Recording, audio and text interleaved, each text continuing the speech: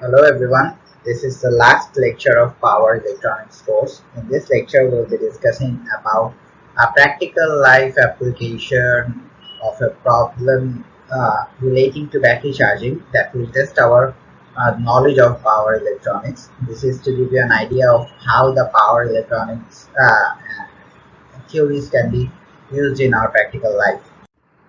Now the problem statement states that we have a battery which is of 12 volts and it has to be charged by a single phase full bridge controlled rectifier from 240 to 240 to 15 volt transformers. The supply frequency is 50 Hz and the supply voltage is 250 volt RMS.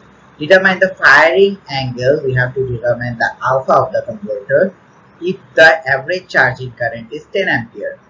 Now we are considering the series resistance of 0.15 ohm in the charging circuit. So in this kind of problem, first thing we need to do is we need to create a mental map. The mental map is we have a transformer say, and the transformer is like, suppose this is our transformer. So the ratio of the transformer would be 240 by 50, and the input of the transformer is 250 volt RMS. If the input voltage is 250 volt RMS, we can write from here, we get Vp is equal to 250 root 2, which will be equal to, let me calculate, 250 root 2. This is equal to 353.55. 353.55. So the input of the transformer is 353.55 volts, and this transformer is this output will go to a full bridge rectifier. So suppose this is an ideal single phase full bridge rectifier with a firing angle alpha, which we do not know. This is the output of the rectifier, and it is said that we have to consider a series resistance of 0.15 ohm in the charging circuit.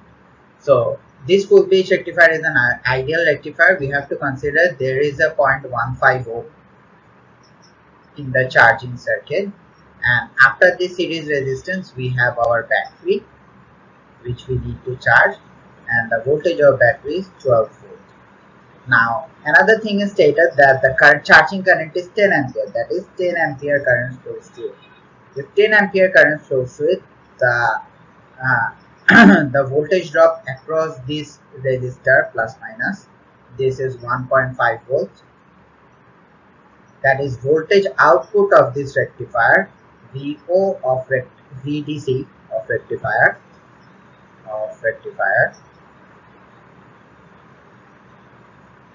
is equal to VDC of rectifier is actually equal to how much? It's actually is equal to 13.5 volts. Why is it 13.5? We have 1.5 here and 12 here. If we add them, we get 13.5 volts. The input of the rectifier is, if this is a 240 to 15 volt transformer, then input is 353.55 divided by 240 into 15. So this will give 353.55 by 240 into 15 gives 22.1 volts. So 22.1 volts. So this is 22.1 volts. We can write it as Vn.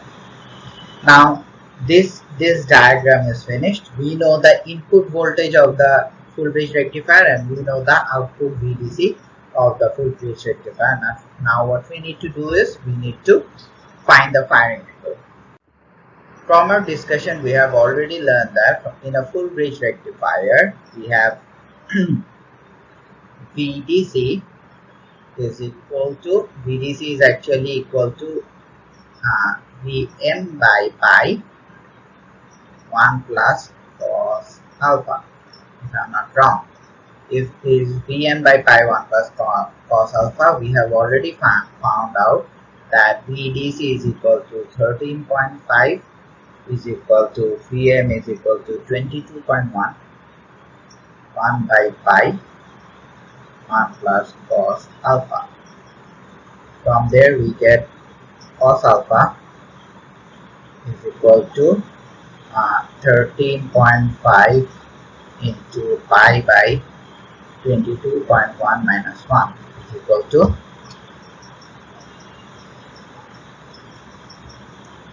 divided by 22.1 0.919. 0.919. If cos alpha is equal to 0.919, alpha is equal to cos inverse 0.919 is equal to 23.21 degrees. 23.21 degrees. So this is the value of firing angle. We have the answer. And again, next it is stated, find the VA volt ampere ratings of the transformer. Now we have already found out that the output voltage of the transformer is output voltage of the transformer is the output second that is secondary voltage of the transformer is 22.1 volts, and the secondary current which is available is actually equal to 10 ampere, which is given. So VA rating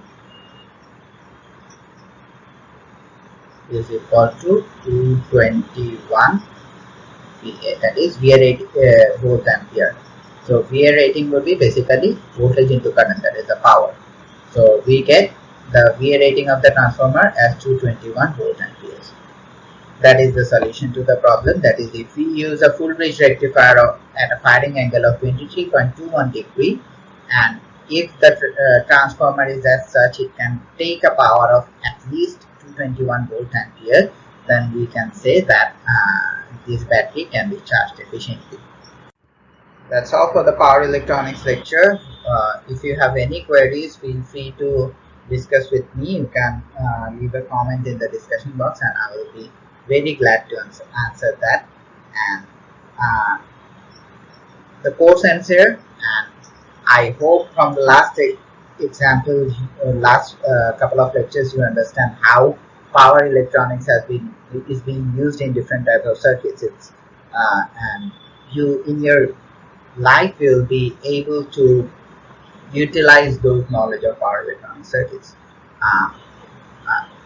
The book that you have you can follow in power electronics is written by Dr. Harunur Rashid sir. He once came to Bangladesh, and in a discussion he said that in a power electronics course you may have about 75% of the students will get an A, but you almost will get no one from them who will be able to make inverter of their own. And that is the fact. The power electronics course is actually more practical than theoretical. In these lecture series, I have told you about the theory of things, but these theories are prevalent in the practical, but lots of trade-offs needs to be considered when you move into the practical life. For example, the switches that we have considered are actually not ideal, and as a result there is delay in switches, there is resistance involved in switches and all other things, and the switches cannot work in any frequency possible. Some works in higher frequencies and some do not, and there are a lot of other issues. There are issues about spikes and different types of stuffs. So as long as you don't do these things practically, you don't make an inverter or a controller of your own, you actually have the theoretical knowledge, but that your learning of power electronics is not complete. So since I would request you all to practically try to implement one or more of the circuits that have been taught in this course. If it's not possible for you to implement using hardware, you can implement them using software, using Simulink or PSIM or any other software. You can simulate the circuits and see if they run. And I'm I'm sure you'll learn a lot more insight about power electronics, and you'll have a lot better knowledge about different type of circuits if you try to simulate those things. That's all for this course. Thank you. Hopefully we'll be meeting you in a different course in future semesters.